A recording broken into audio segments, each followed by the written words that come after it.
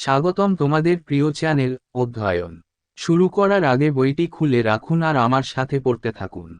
আমাদের এই ছোট্ট চ্যানেলটি সাবস্ক্রাইব করতে ভুলবেন না। চলুন শুরু করি। Sohan Singh Bhakna, 1870 to 1968, he was a revolutionary and founding president of the Ghadar party. He was born in a village north of Amritsar and was proficient in Urdu and Persian. After a brief stint in nationalist activity and agrarian unrest in Punjab, he sailed for the US, reached Seattle in 1909 and found work as a laborer in a timber mill near the city. সোহান সিং ভাকনা 1870 থেকে 1968 তিনি ছিলেন একজন বিপ্লবী এবং গদর পার্টির প্রতিষ্ঠাতা সভাপতি। তিনি অমৃতসরের উত্তরে একটি গ্রামে জন্মগ্রহণ করেন এবং উর্দু ও ফার্সি ভাষায় পারদর্শী ছিলেন। পাঞ্জাবে জাতীয়তাবাদী কার্যকলাপ এবং কৃষি সংক্রান্ত অস্থিরতার একটি সংক্ষিপ্ত সময়কালের পর তিনি মার্কিন যুক্তরাষ্ট্রে যাত্রা করেন। 1909 সালে সিয়াটলে পৌঁছান এবং শহরের কাছে একটি কাঠের কলে শ্রমিক হিসাবে কাজ পান। Abdul Hafiz Muhammad Barakatullah, 1854 to 1927, born in Itra Mohalla Bhopal, Maulana Barakatullah was a revolutionary who fought for the freedom of India from foreign land. He came in contact with Lala Hardayal and Raja Mahendra Pratap, son of Raja of Hathras, in England and became a founder member of the Ghadar party in San Francisco.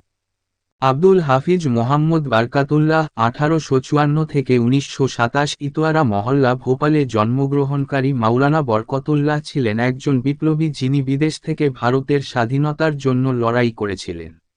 তিনি ইংল্যান্ডে লালা হরদয়াল এবং রাজা মহেন্দ্র প্রতাপের, হাথরাসের রাজার পুত্র, সংস্পর্শে আসেন এবং সান ফ্রান্সিসকোতে গদর পার্টির প্রতিষ্ঠাতা সদস্য হন।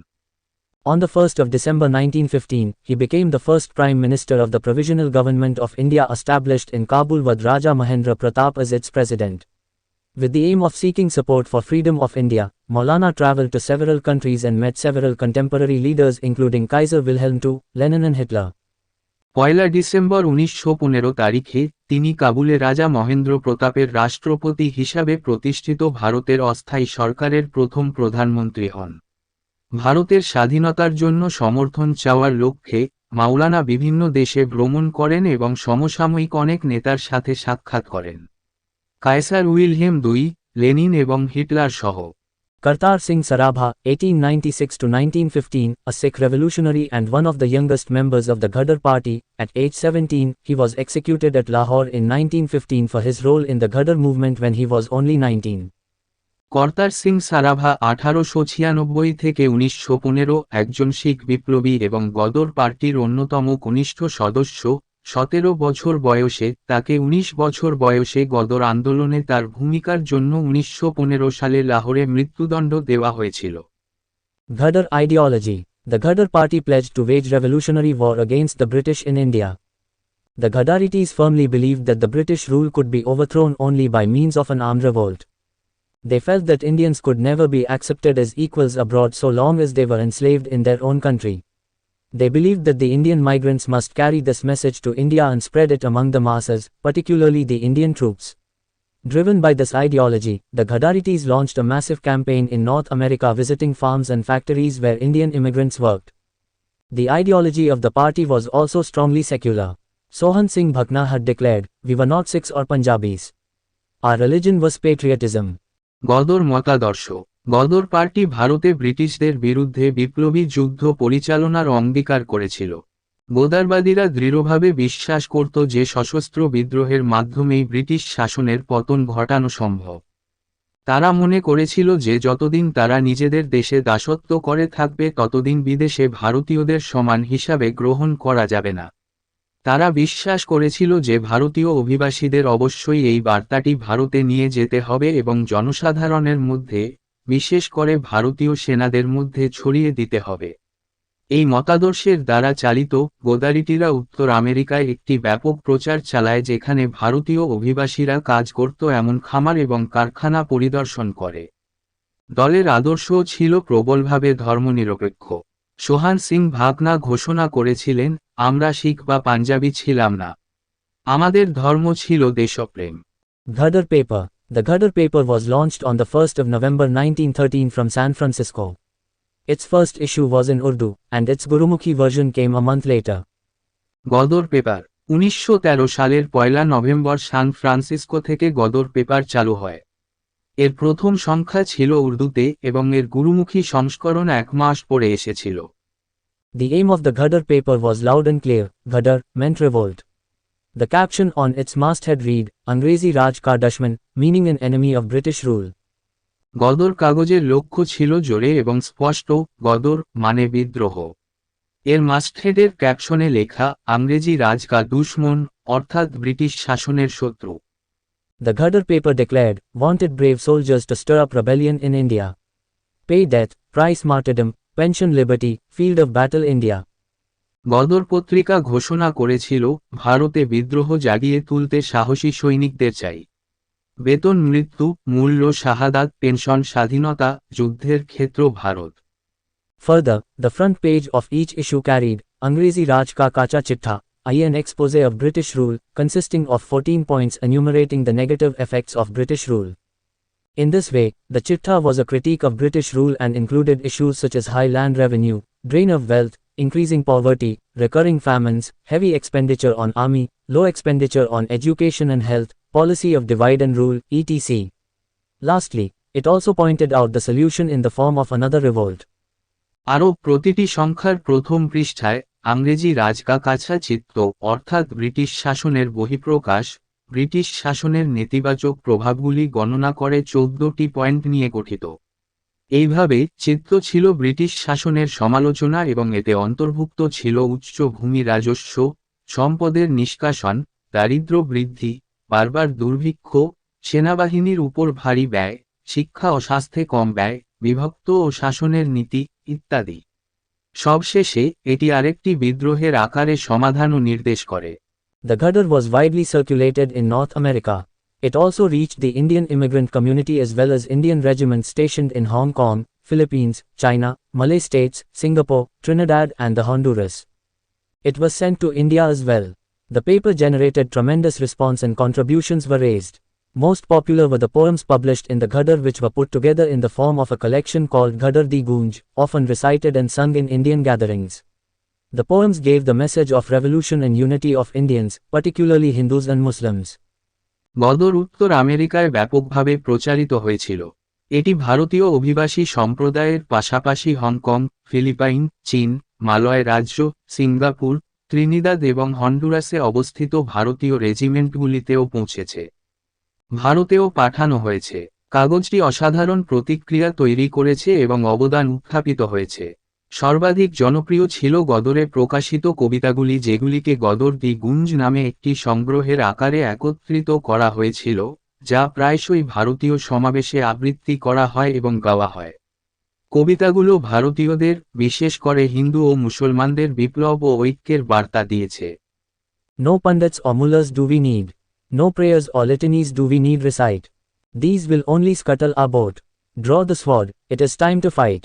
কোন পণ্ডিত বা মোল্লার দরকার নেই, কোন প্রার্থনা বা লিটানি আমাদের তেলাওয়াতের প্রয়োজন নেই। এগুলি কেবল আমাদের নৌকাকে ছত্রভঙ্গ করবে। তলোয়ার আঁকুন, এটা যুদ্ধ করার সময়। Addressing the Punjabis and Sikhs, the Ghadar also urged them to make up for their pro-British role during 1857, shed the image of a loyal soldier, carefully cultivated by the British, and instead rise up to their earlier image of lions, who fought ferociously against oppression. They were urged to become a rebel with the only aim of gaining freedom for India. Panjabi এবং শিখদের সম্বোধন করে, গদর তাদের 1857 সালে তাদের ব্রিটিশপন্থী ভূমিকার জন্য, একজন অনুগত সৈনিকের, সাবধানে ব্রিটিশদের দ্বারা চাষ করা এর ইমেজ ছেড়ে ফেলার জন্য এবং পরিবর্তে তাদের সিংহ এর আগের ইমেজটিতে উঠে আসার আহ্বান জানায়। নিপীড়নের বিরুদ্ধে নিষ্ঠুরভাবে লড়াই করেছেন। ভারতের স্বাধীনতা অর্জনের একমাত্র লক্ষ্য নিয়ে তাদের বিদ্রোহী হওয়ার আহ্বান জানানো হয়। Why do you disgrace the name of Singhs? How come? You have forgotten the majesty of lions. People say that the Singhs are no good. Why did you turn the tides during Delhi mutiny? Cry aloud, let us kill the whites. Why do you sit quiet shamelessly? Let the earth give way so that we may drown. To what good were these 30 crow born? সিংদের নাম অপমান করছো কেন? কিভাবে? তুমি ভুলে গেছো সিংহের মহিমা। লোকে বলে সিংরা ভালো নেই। দিল্লি বিদ্রোহের সময় কেন আপনি জোয়ার ঘুরিয়েছিলেন? জোরে কাঁদো, আসুন শ্বেতাঙ্গদের মেরে ফেলি। নির্লজ্জভাবে চুপ করে বসে আছিস কেন? পৃথিবীকে পথ দাও যাতে আমরা ডুবে যাই। কি লাভ এই 30 কোটির জন্ম? Main events during Ghadar movement. The movement was influenced by three major events that took place in 1914: the escape to Switzerland of Lala Hardayal, the Komagata Maru case and the outbreak of First World War. Ghadar আন্দোলনের প্রধান ঘটনা।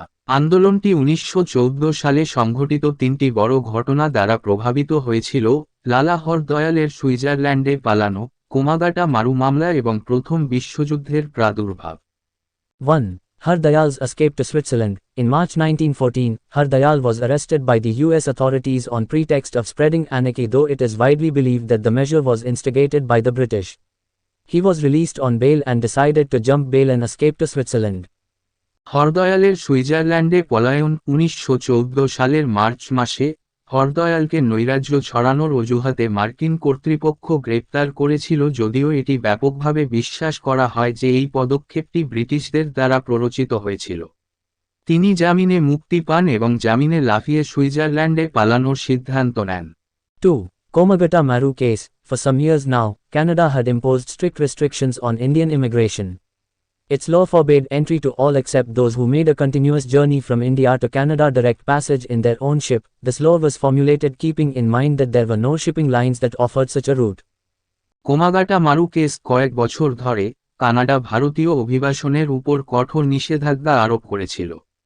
এর আইনে যারা ভারত থেকে কানাডায় তাদের নিজস্ব জাহাজে একটি অবিচ্ছিন্ন যাত্রা করেছে তাদের ছাড়া সকলের প্রবেশ নিষিদ্ধ করেছে। এই আইনটি এমন কোনো শিপিং লাইন ছিল না যা এই জাতীয় পথের প্রস্তাব দেয় মনে রেখে প্রণয়ন করা হয়েছিল। However, in November 1913, the Supreme Court of Canada had allowed entry to 35 Indians who had made a continuous journey.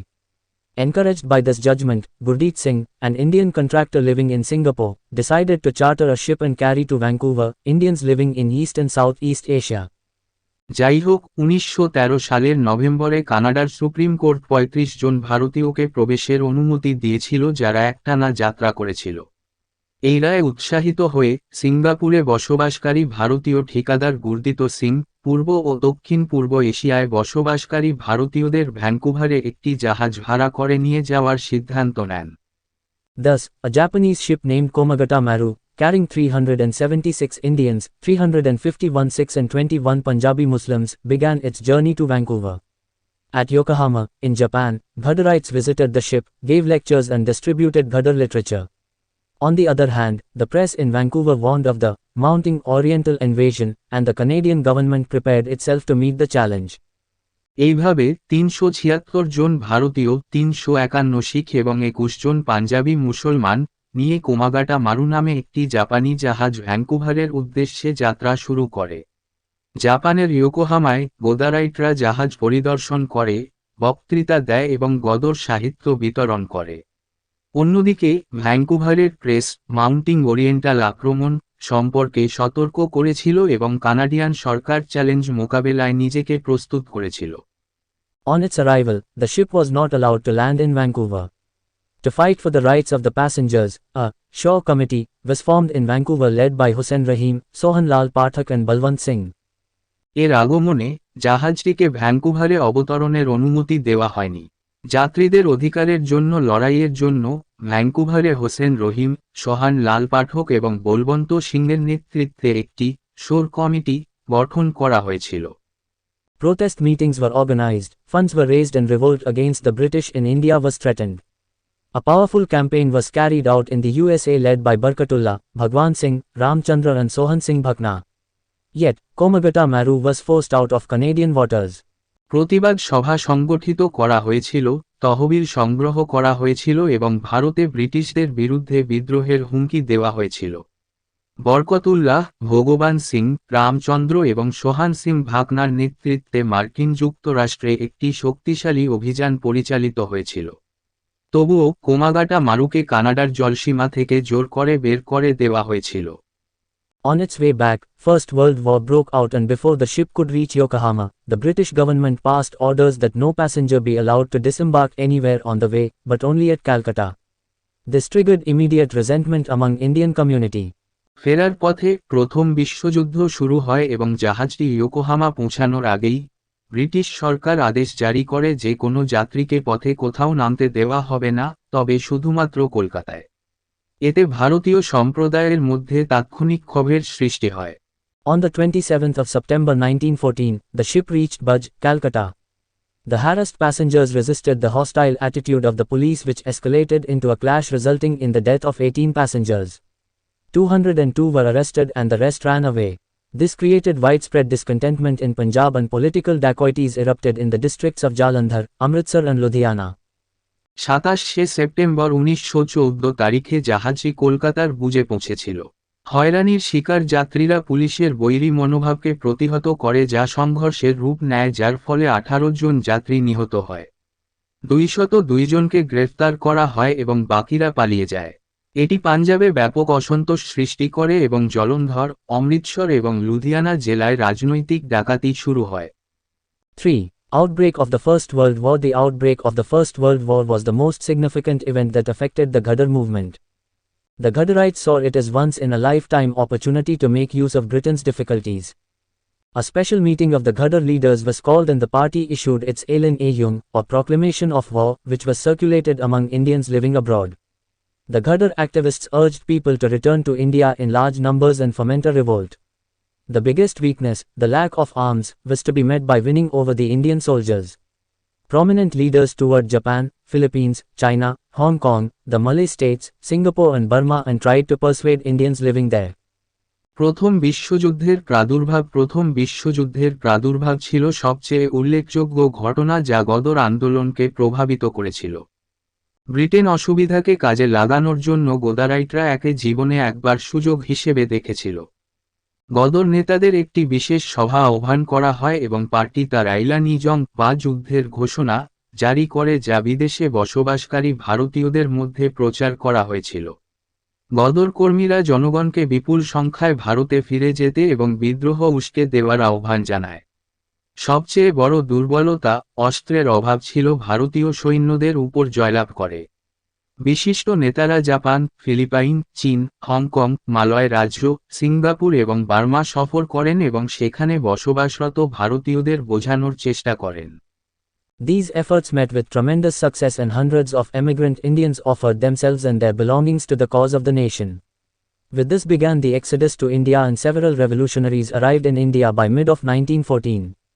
এই প্রচেষ্টাগুলি অসাধারণ সাফল্যের সাথে মিলিত হয়েছিল এবং শত শত অভিবাসী ভারতীয়রা জাতির উদ্দেশ্যে নিজেদের এবং তাদের জিনিসপত্র অর্পণ করেছিল। এর মাধ্যমে ভারতে যাত্রা শুরু হয় এবং 1914 সালের মাঝামাঝি সময়ে বেশ কয়েকজন বিপ্লবী ভারতে আসেন। এখানেই এই ভিডিওটি শেষ করলাম। পরবর্তী ভিডিওতে আমরা বাকিটা পড়ব।